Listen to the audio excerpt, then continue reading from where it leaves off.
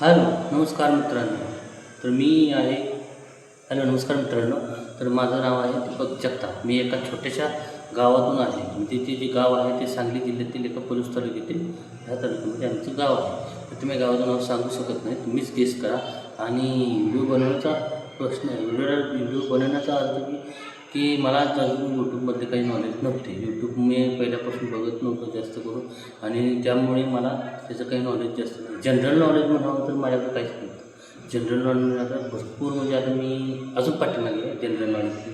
तर तरी पण सुद्धा मी आता व्हिडिओ बनवण्यासाठी मी आता यूट्यूब चॅनल खोललेलं आहे. ते यूट्यूब चॅनलचं नाव आहे दीपक जगताप 1111 असं नाव आहे. तर तुम्हाला ते यूट्यूब चॅनल बघायचं असेल तर तुम्ही ते यूट्यूबवरती टाकू शकता नाव. मग तुम्हाला सांगावं म्हटलं तर मी आता जसं शिक्षण नाही झालेलं आहे, पण 10वीपर्यंत झालेलं आहे.